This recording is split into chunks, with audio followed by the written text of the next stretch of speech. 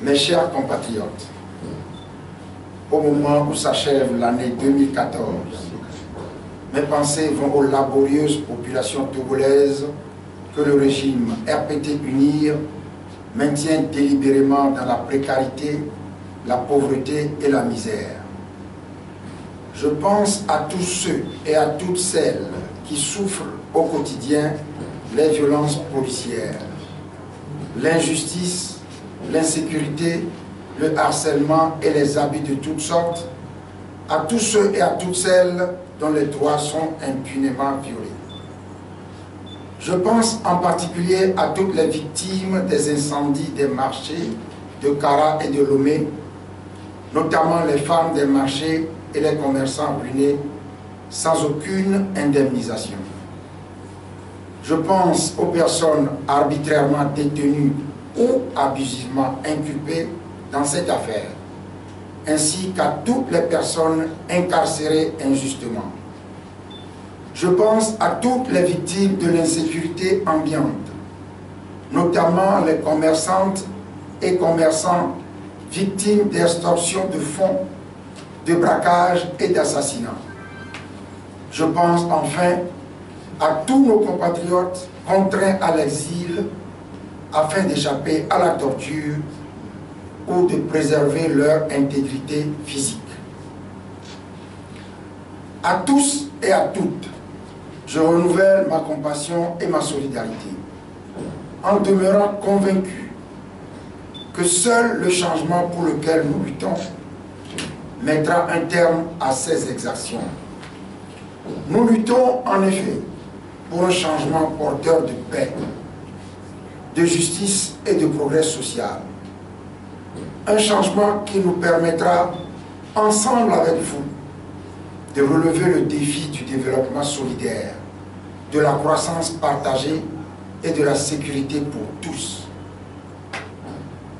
Togolaises, Togolais, une année nouvelle s'ouvre qui nous invite à la persévérance, à la détermination, à la clairvoyance et à une vigilance de tous les instants. Je voudrais à cette occasion, au nom de l'ANC et de CAP 2015, et en mon nom personnel, vous présenter à tous, ainsi qu'à vos familles, mes vœux sincères et ardents de santé, de paix et de prospérité. Je souhaite que la nouvelle année 2015 apporte enfin à notre pays le changement démocratique que nous attendons tous et qui aura coûté tant d'années de lutte et de sacrifices. Notre pays est en crise, en dépit de la propagande officielle et des stratagèmes mis en œuvre à grands frais par le régime RPT UNIR pour masquer la réalité. Une crise sociopolitique profonde, doublée d'une gouvernance calamiteuse, qui mine le Togo depuis des décennies et dont les tentatives de règlement à travers de nombreux accords sont demeurées vaines en raison du manque de volonté de ce régime de respecter ses engagements.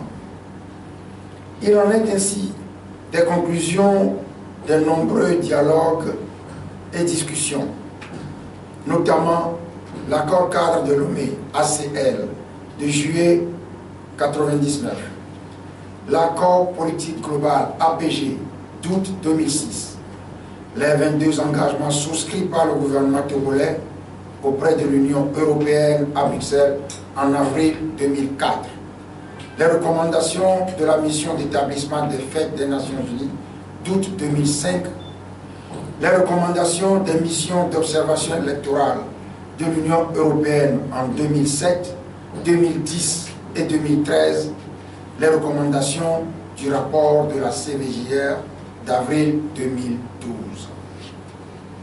Au cours de cette année 2014, la crise togolaise s'est encore aggravée. Non seulement à cause des dérives de gouvernance du RPT UNIR, mais surtout du fait du rejet le 30 juin 2014 par la majorité parlementaire du projet de loi de révision constitutionnelle introduit à l'Assemblée nationale en vue des réformes politiques prescrites par l'APG. Au nom de l'ANC, au nom de CAP 2015 et au nom de tous les partis politiques et regroupements partenaires, j'en appelle instamment au chef de l'État et aux partis au pouvoir à se joindre à la volonté populaire pour que soient adoptées toutes les réformes déjà négociées et convenues de manière consensuelle depuis 2006 et contenues dans la proposition de loi déposée à l'Assemblée nationale par l'opposition. Prétendre négocier aujourd'hui l'application de l'APG signée il y a 8 ans est tout simplement inacceptable.